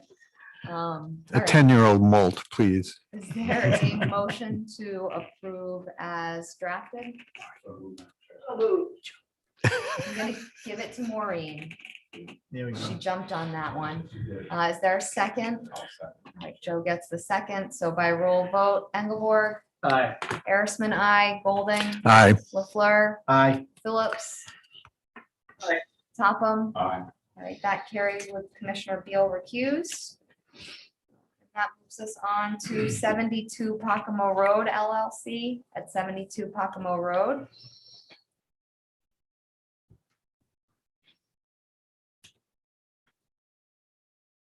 Yes, so just to run through, I made some changes to this from our discussion tonight as well. So you won't see them on there. I've added an additional finding number 3. I don't know why I forgot to put it, but I did. So new 3 says the dwelling being constructed is not considered to be a pre-1978 structure, Thank and no coastal engineering structure such as a bulkhead, revetment, or seawall shall be permitted on an eroding bank at any time in the future to protect the project allowed by this order of conditions. Thank you. That's a good one. Well, that's, we're actually required by regulation to include that condition in cases like this. So, Sets the record straight. yes, there's no unclarity when we get, 10 years down the road. Right. God willing, none of us will still be here. So, other than that, I just have our standard pool conditions for the pool, and then that was it. Any questions or comments from commissioners on this one? Not, is there a motion to approve as amended? So motion made by Joe. Is there a second? Seconded by Maureen. So by roll vote, Beal, Aye. Engelborg, I hope she's watching. Arisman, I, Golding, Aye. LaFleur, Aye. Phillips, Aye. Topham. So that carries Good job, unanimously. That moves us on to Garen at 36 Pakamo Road. Okay.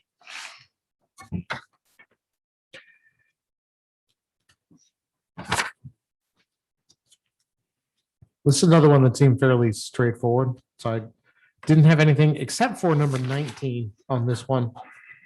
Given the history on the site, I know it was different owners that did it and these people have fixed it, but I was going to recommend that some sort of permanent marker on the edge of lawn to avoid the ever common slow creep over time. And it being here and then 8 inches bigger the next year and then 12 inches and then we're 6 feet into the resource area or 25-foot buffer zone response. So, but other than that, that's all I really had for this one. Thank you, Jeff. Are there any comments or questions from commissioners? Is there a motion to approve?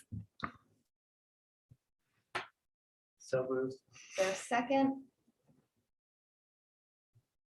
Second. By roll vote, Beal, Aye. Engelborg, Aye. Arisman, I, Golding, Aye. LaFleur, Aye. Phillips, Aye. Topham. Aye. All right, that carries unanimously. And that moves us on to Nantucket Islands Land Bank, 18 Hoyks Hollow Road easement area. Commissioner Beal, you're abstained from this one? Yes. So the only difference for this one from our normal is I had to just memorializing that coastal beach and land subject to coastal storm flowage are also on the site, but they're not part of the project. And then I didn't really have any conditions. It seemed fairly straightforward for what they were trying to do. Any questions or comments from commissioners? If not, is there a motion to approve as drafted? Motion to approve. Is there a second? Second. All right, so by roll vote, Beal. Same. Jeez, I can't believe I forgot that one already. Engelborg, Aye. Arisman, I, Golding, Aye. LaFleur, Aye. Phillips, Aye. Topham. Aye. All right, so that carries with Commissioner Beal abstained. That moves us on to Herbert at 4 Harbor View Way with Commissioner Topham recused. You're right. Sorry, I realized I left something off this one that I didn't want to leave off. And I gotta remember, I'll find it in a minute. I was gonna recommend on this one to add our pool conditions for the spa, just to make sure that it's just not drained kind of willy-nilly. Good thought. Right, well, Yeah. because I forget when I learned this, it might have been at one of our meetings, but the spas are cleaned out a lot more regularly. than Right. Pools. Right. So if this is like a rental or something, that could be quite frequently. So we learned that when we had our pool discussion in the LGI at the And high was that school. long ago? Yeah, With Jim. Yeah. yes. That's definitely an important condition. Yes, the only normal pool condition I was going to say to leave out of this, considering that the flood zone is the resource area in question, was the lighting be directed away from the resource area, because I don't know how that would be possible in this Straight up. case, because and not be worse than letting it shine down. Yeah. So, but other than that, it was just going to be the chemical treatments and Yeah, the town's uplighting, ban would probably get pretty mad at you pretty fast. Yeah. Yeah, they can come. Right. So is there a motion to approve as amended? So moved. Is there a second? Second. So by roll vote, Beal, Aye. Engelborg, Aye. Arisman, I, Golding, Aye. LaFleur, Aye. Phillips. Aye. So that carries with Commissioner Topham recused. Question, Madam Chair. Yes. Did we approve the 11 Mass Avenue one or just? No, we have just closed that. We need to discuss so we're that. gonna Discuss that at some point or next meeting. No, we'll, I'll need some instructions of some kind. Yeah. And I was gonna also, not to interrupt Madam Chair, apologies, but was gonna also suggest, given the sitting board here, that we just tack it on to the agenda on the 30th for review. I can have it ready by then. So that way it's this group of 7 that has sat on it through closure can issue it out. Yes, I think that would be wise. Thank you, Jeff. But we'd love some direction and guidance on what we're thinking about for that one. Yes, I think that one unfortunately has many different thoughts from people. So who would like to give it a go first? Sure. As someone who opposes the railings, I applaud the use of the fiber grate. And so, yeah. Thank you. Anything else besides that? No, I'll, As proposed, but without the railing. yeah, without the railing would be my hope. I would support that. Yeah. So you three are no railing. Hmm. Okay. Been kind of on the fence about it, but I'm with the grate. I think that's essential, and I think the railing is a minimal obstruction. compared to Obstruction, and I'm sympathetic to the railing for these people. okay. Thank you, Dave. Seth and Maureen. And I agree with Dave. Okay, so you're for the fiber grate, for the elevated walkway and the railing.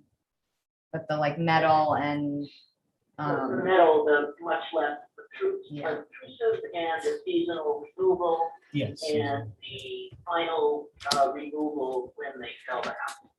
okay, I don't know how we could direct them to put something, it's like a legal covenant, but in any Yeah. I don't think it's I'm possible. not sure we can. I don't- do that, we can't. But So Yeah, I don't think we can, but I think we can obviously, the seasonal removal is a great idea.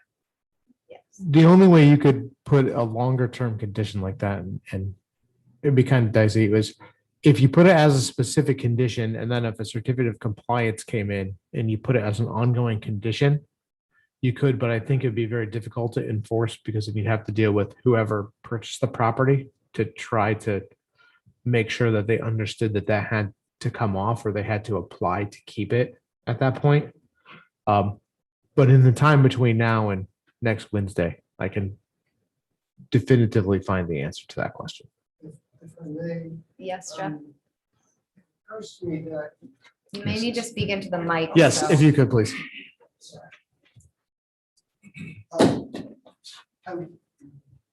I wonder if a mechanism to accomplish that would be when the applicant comes in for a certificate of compliance, that only a partial certificate of compliance is issued and recorded.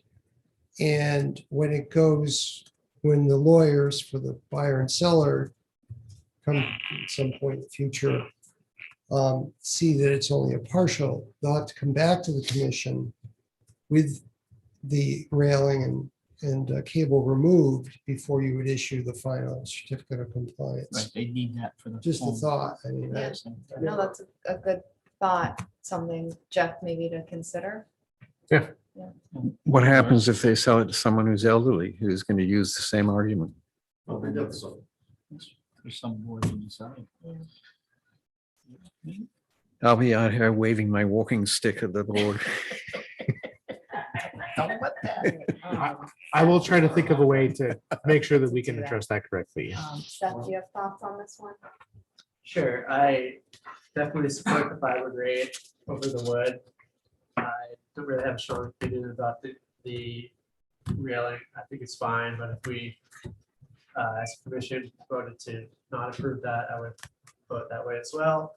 I do think in thinking more about it, since we closed the hearing, that a steel cable is highly preferable to a rope, because it can be tensioned much stronger than a rope. I used to, before I got into environmental conservation, I used to work at ropes courses, and I had a lot of experience tensioning those cables, and they can be done pretty well. It's not going to be a solid structure, but it's going to be tight enough to hold you up if you were falling.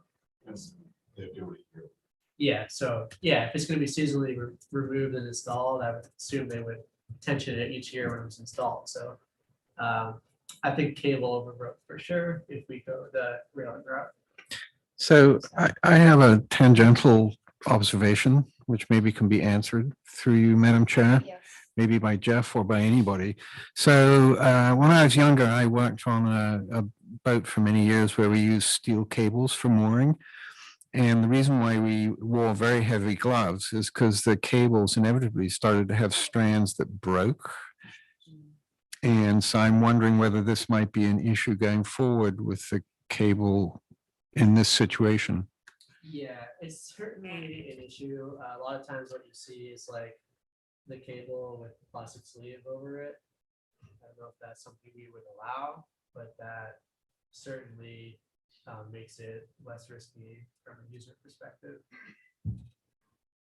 Good question. I would think we're getting into how the owners maintain the cable. I mean, clearly they don't want their, to be stuck with the, stray wires coming out of the cable. So I would assume they would be, taking care of that. I certainly would if I were doing it. So I don't know that we would need to put in maintenance of the metal cable. And I totally agree with that the metal cable would be better because ropes, they, especially if they're wet, there's just various times when they would not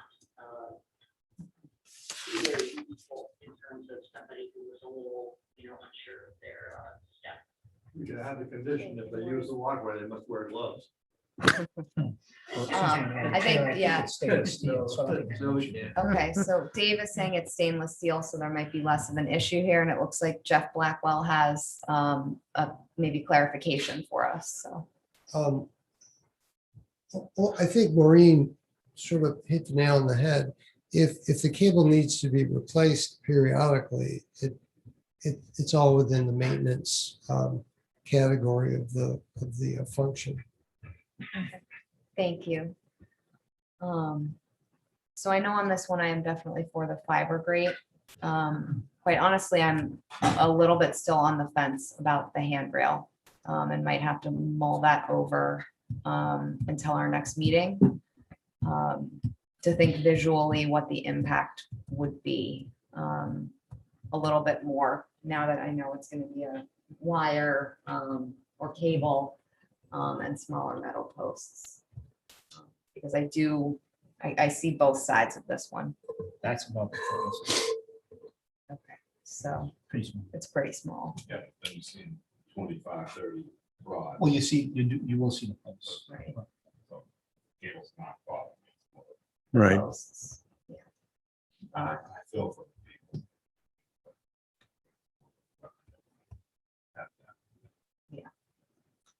Actually, Yes. would you be asking to hold over till the 30th or the July meeting? No, the No, 30th. this is gonna hold over until the 30th. And I'm just probably, like, I can't tell Jeff one way or the other, whether I'm a yes or no on the handrail right now. Still just on the fence because I really truly believe firmly in the importance of wetland scenic views as part of our purview. So it's a difficult one. And when it was wood, I was definitely against it. But visually, this might be a little bit less than I was initially picturing. So it's kind of where I am, which is probably not super helpful at this point. Well, Madam Chair, I think they're 1-inch posts, Jeff Blackwell. 1-inch pipe. Unless we can go down to 3/4 of an inch of the stainless, because It's pretty just gonna rigid. go into I'm sorry? A 3/4 stainless tube is pretty strong. I That's mean, pretty you're not strong, it's gonna, going into like a flange receiver. With a set, couple of set screws, so we can even get it down potentially to 3/4 of an inch. Okay. Yeah. Like the posts that were out there. Yeah. All right, Jeff, do you need anything else about this order? I think that's pretty good. Get some options together and try to answer a couple of those questions in advance and then have something ready Okay. before next Wednesday. And I don't think we have anything else we need to discuss on here. So that moves us on to other business, approval of minutes from June 10th. Everybody have a chance to look at the minutes? So, yes, Madam Chair. Thank you as always, Terry. And on page 3, in the discussion down at the bottom of the page, I said actually when the marina was being built, the land was so saturated rather than when the marine. So there was an E crept in there and displaced the A. Thank you. Any other thoughts on the minutes? Not, is there a motion to approve as amended? Is there a second? Second. So by roll vote, Beal, Aye. Engelborg, Aye. Arisman, I, Golding, Aye. Fleur, Aye. Phillips, Aye. Topham. Thank you, Terry. That carries unanimously. Yes, thank you, Terry. You're a true gift to us. So that brings us to reports. We have crack. Nothing to report. Now they gotta stop scheduling the resiliency update meetings at the same time as our meeting. I know. And I actually mentioned that to Vince, but yeah, All there right, we have it. CPC, They will be having their annual public forum on July 20th. Going to try and do it next time. Applicants coming in.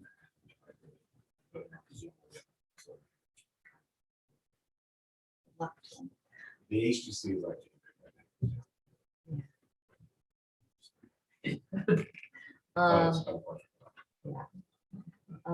NP and EDC, We had a meeting, and Leslie Snell's employment contract was renewed for another 3 weeks. What's the other thing? We just voted on the continuing transportation plan. Nothing of huge importance. thank you, Maureen. So that moves us to enforcement updates. Sorry, I was away and out of town for getting all of that stuff ready. So we're just a little behind. Joanne, do you remember, was there anything specifically wanted to cover for enforcements? I know there's a couple of things we're kind of actively tracking down. No. No, I think we're sorry. We meant to get all that stuff done in advance, but I ended up being away. So got a little behind. Next meeting. Next we'll meeting. look forward to it. So that brings us to commissioners' comments. Yeah, I'm gonna miss looking at Joseph's ugly mug. I know. Don't mince words. I'm sure you can find time to meet up with each other. You could even Zoom. I thought you guys were on that bike. Occasionally, I pull. Don't I know. don't poke a stick in his spokes. No I need. just want to say thank you. I enjoyed working with everyone in the past and present board. It's been really a lot of fun and kind of mixed emotions leaving. I want to thank the select board for voting me on it twice. I really enjoyed it. Terry, thank you. And pleasure, Joe and Jeff and all the surveyors, everyone that's coming in. Really has been respectful and very professional. And I really enjoyed it. But yeah, it's tough to not step up, so I apologize. Thank you. We're gonna Thank you. miss you. We're Thank certainly you. gonna miss There you. are seats available next year. which you can always reapply. I may get that. Coming up. Bug bag, So- may get that itch. I need a, yeah, I need a year break, so I didn't understand why anything independent never sat down. Engineering advice, Joe. There are other ways of getting cupcakes, you know. I'm sorry, what? No, I just say we may need to consult you on occasion. You all in my number. What are your time, that's, solve everything at once, so. Right. I will miss you very much. Thank you. I've learned a lot. I value your participation very much. Thank you. And just to get cool, unique Zoom backgrounds all the time. Yeah, that- Yes. Joe led the way with Pieces of that. history. He just wants to wear a different jersey number when he comes out of the fire. Yeah, exactly. Yeah, quickly, I'm so calendar oriented that if they start my phone calendar, I'm not showing up. So I was wondering if we could just get a updated schedule that has the field viewing specs on it, so I can put all those. Yes, my we will send that out tomorrow. We have that. So we'll resend that around. I was like, oh, you won. Oh, Sorry for the. no, I operate, if I lost my phone and my Outlook calendar, my life would pretty much cease. I would just stop. That's why you should use paper. I'd be like the Tin Man in Wizard of Oz, just rusted in place. That one. Move them up. My office manager scheduled the today's HC meeting. So this morning my phone was speaking. And I was like, I look at it, HC meeting now, I'm like. At least you rolled your eyes and you were like, oh no. Throwing clothes on. She's like, oh my God, I'm so sorry.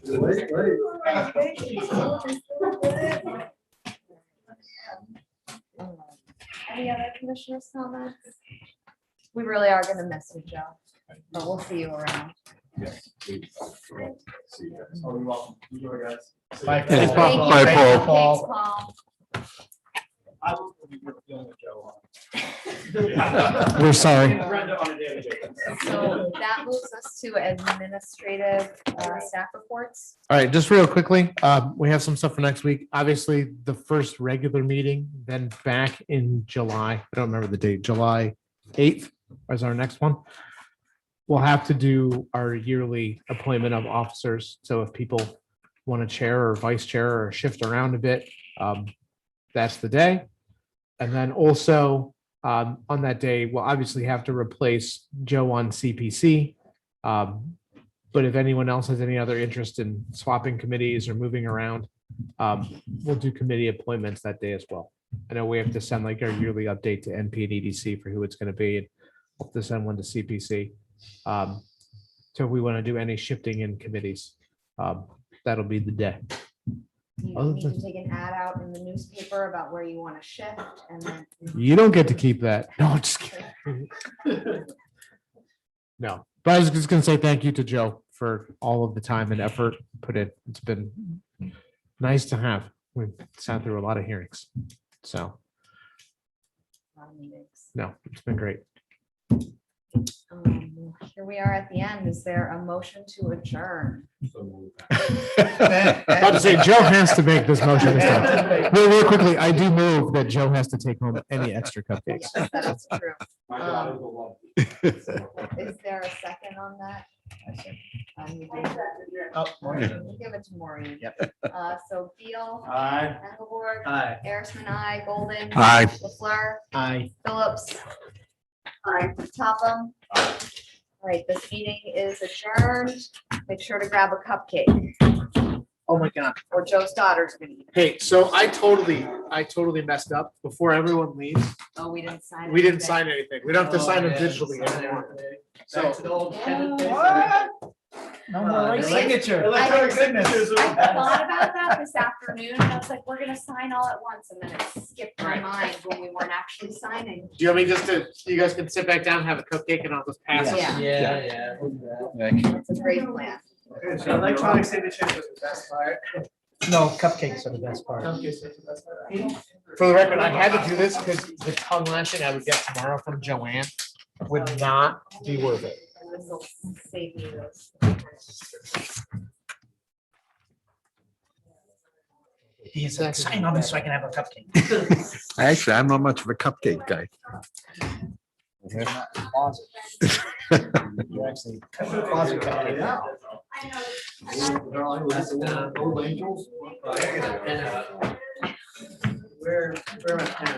got them coming hot and heavy here. So. There, we got cupcakes. We're gonna switch. We gotta get Joe's, signature a last. We're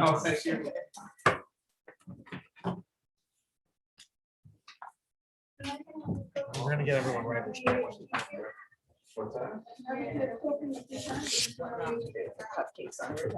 Let me take a year off.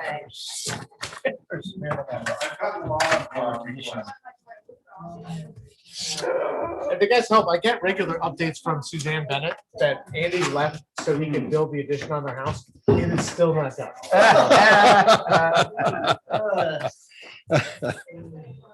Every time I see her, she's like, Well, they have a cute new dog too. His name is Frog. Frog. Frog. Yeah, Frog. the He's dog named well, he's Frog. visited the office a few times to say hello and brought Frog. And I run into him on the farm a couple times. Frog is cute. All right, there we go. All right, that is the last one. Okay, Good good job. job. Wait. I've refused No, on I'm not gonna have one. Yeah, me too. I'll let his daughter. Well, you know, just sign it below. Right? Oh, it's. I signed them all. You guys have to figure it out. Oh, this is Kingfisher. Don't sign this. Okay.